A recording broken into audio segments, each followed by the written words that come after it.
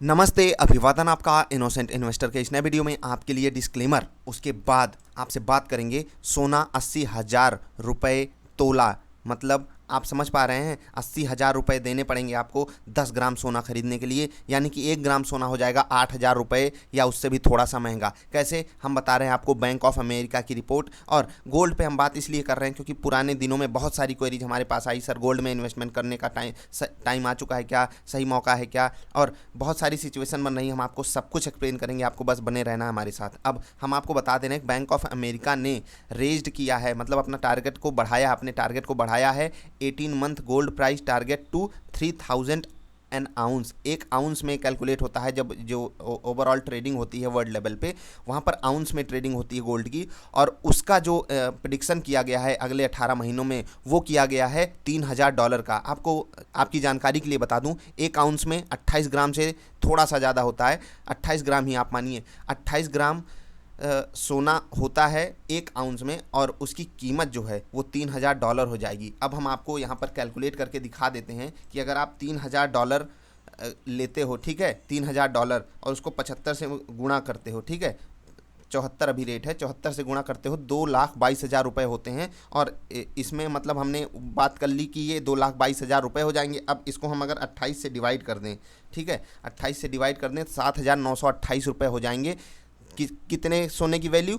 1 ग्राम सोने की वैल्यू। आप समझ पा रहे हैं, 1 ग्राम सोने की वैल्यू 7,928 रुपये हो जाएगी। और ये हमने सिर्फ 74 से मल्टीप्लाई किया है। आप अगर 75 से मल्टीप्लाई करेंगे, यही आंकड़ा 8,000 हो जाएगा। और 10 ग्राम यानी कि 1 तोला सोने की कीमत 80,000 रुपये हो जाएगी। आप समझ पा रहे होंगे मैं किसकी बात कर रहा हूँ। इंटू अगर आप 10 कर लेते हैं तो यही चीज़ हो जाएगी 79,285 रुपये। ये मैंने डॉलर का रेट 74 लगाया है, और डॉलर का रेट अभी 74 से थोड़ा सा ज़्यादा है। आप समझ पा रहे होंगे, सोने का रेट 80,000 हो जाएगा। ये है बैंक ऑफ अमेरिका की रिपोर्ट। अब हम थोड़ा सा और आगे चलते हैं और जानते हैं कि हिस्टोरिकल डेटा क्या है। उससे पहले हम आपको बता दें कि ऐसा क्यों कहा बैंक ऑफ अमेरिका ने। इन्होंने जो हेडलाइन दी थी, आप यहाँ पर देख पा रहे होंगे, the Fed can't print gold. यहाँ पर भी आपको लिखा मिल जाएगा। इसका मतलब है कि जो फेडरल रिजर्व है अमेरिका का, जो जैसे अपने यहाँ आरबीआई है, वैसे अमेरिका की फेडरल रिजर्व है।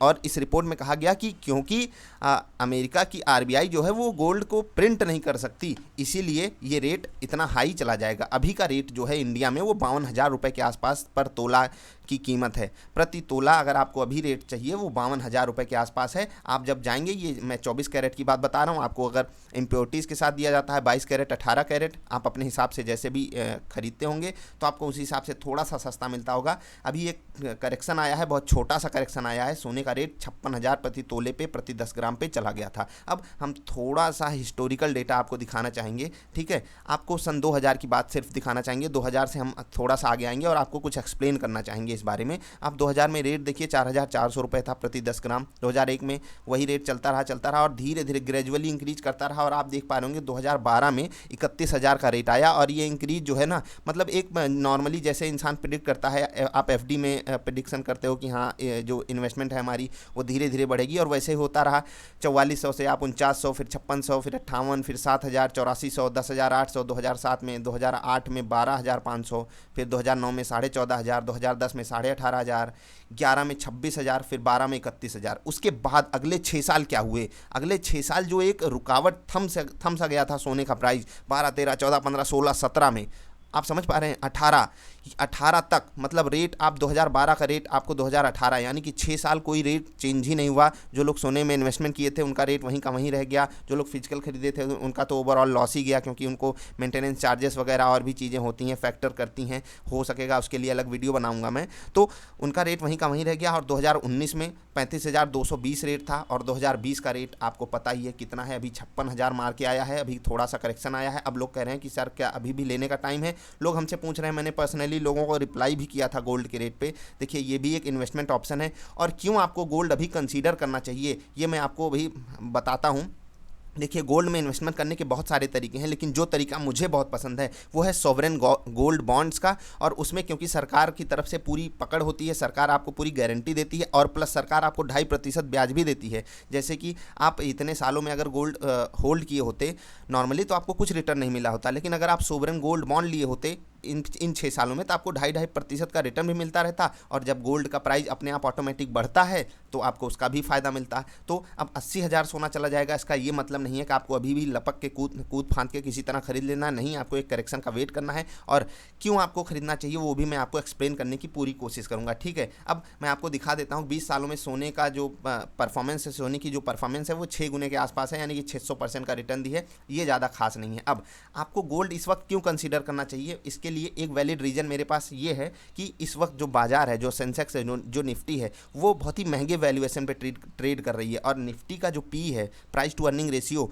वो आप 14 अगस्त देख पा रहे होंगे, आज 15 अगस्त है तो छुट्टी है, आप 14 अगस्त का रेट देखिए, मतलब प्राइस टू अर्निंग रेशियो देखिए 31.09, और अभी तो मतलब ये एकदम डरावना लेवल होता है, बहुत ही खतरनाक लेवल होता है 31 का पी। अगर आप सच में बाजार में कुछ जानते होंगे तो आपको पता होगा 30 के आसपास की पी कितनी खतरनाक होती है। इसीलिए अब आपको लिक्विड फंड्स में, एफडी में, और अगर हो सके, अगर आपको गिरावट में मौका मिल सके तो आपको गोल्ड में शिफ्ट होने का टाइम आ चुका है। क्यों आ चुका है उसका भी एक रीज़न देते हैं। देखिए, जेपी मॉर्गन आपने नाम सुना होगा, ये एक ब्रोकरेज भी हैं, और जो इनके मतलब संस्थापक थे उन्होंने एक बात कही थी कि gold is money, everything else is credit. मतलब असली पैसा जो है ना वो गोल्ड ही है, बाकी सब केवल उधारी वाली बात है। जो आप नोट लेके चलते हो असलियत में उसकी कोई वैल्यू नहीं है, उसमें जो चीज़ लिखी है बात उसकी है कि मैं धारक को 10 रुपये प्रदान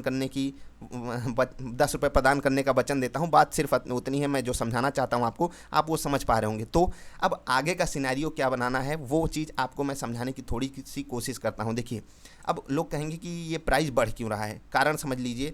पहले तो कोरोना ये जो चल रहा है ना, यही सबसे मेन रीज़न कोरोना ही है, और इसके बाद इसी रीजन से निकलते हुए बहुत सारे रीजन्स हैं। दुनिया भर में ट्रेड वार हो रहा है, उसका भी कुछ अंश आ जाता है इसके इंक्रीज़ करने में, प्राइस को बढ़ाने में, और जो भारत और चीन की लड़ाई हो रही है इससे भी कुछ चीज़ें आती हैं। अब लोगों के हाथ में लिक्विडिटी है तो बाज़ार इतनी महंगी हो चुकी है, मैं बात कर रहा हूँ अपने शेयर बाज़ार की। अब आपको यहाँ पर लोग अलग इन्वेस्टमेंट ऑप्शन ढूंढने की कोशिश करते हैं, सेफ इन्वेस्टमेंट ऑप्शन ढूंढने की कोशिश करते हैं, जहाँ पर आता है गोल्ड और सिल्वर, ठीक है। उसके अलावा आप एफडी में जा सकते हो, लिक्विड फंड्स में जा सकते हो, गवर्नमेंट सिक्योरिटीज़ में जा सकते हो। अब गोल्ड क्यों, क्योंकि गोल्ड इतनी बेहतरीन परफॉर्मेंस दिया, आप लोगों को लग रहा है अगर हमको गिरावट में वापस मिल जाता 45,000 तो लोग, कितने लोग हैं जो आंख बंद करके टूट पड़ेंगे सोना खरीदने के चक्कर में।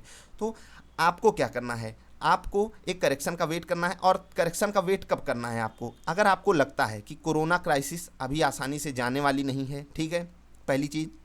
अगर आपको लगता है कि कोरोना क्राइसिस जाने वाली नहीं है, अगर आपको लगता है बाजार 31 के पी पे सच में बहुत महंगी है, ठीक है, दो चीज़ें आप कंसीडर करिए। अगर आपको लगता है कि बाज़ार बहुत महंगी है, कोरोना क्राइसिस अभी पास में जाने वाला है नहीं, और तीसरी चीज़, अगर आपको लगता है बैंकों का ब्याज बहुत ही कम हो चुका है, एफडी में आप रिटर्न नहीं कमा पा रहे हो, तो आपको सोवरेन गोल्ड बॉन्ड्स को ज़रूर प्रेफर करना चाहिए। आप गिरावट में, मतलब मैं आपसे कहना चाहता हूँ यही कि हमारी पर्सनल इन्वेस्टमेंट भी हो सकती है उसमें, आपके लिए ये डिस्क्लेमर है। बाकी अभी इतनी महंगी बाज़ार पे मैं अपने पोर्टफोलियो को इक्विटी से शिफ्ट कर रहा हूं कहीं और, आप भी ये चीज़ कंसीडर कर सकते हो। अगर आप गोल्ड में एज अ कंज्यूमर, जैसे कि हो सकता है कि आगे चल के किसी को, अब 80,000 का रेट जो प्रेडिक्शन आया है बैंक ऑफ अमेरिका की तरफ से, ये हो सकता है किसी को आने वाले समय में अपने परिवार वालों के घर में शादी वगैरह करनी हो, तो उनके लिए ये एक बहुत बुरी न्यूज़ है यार।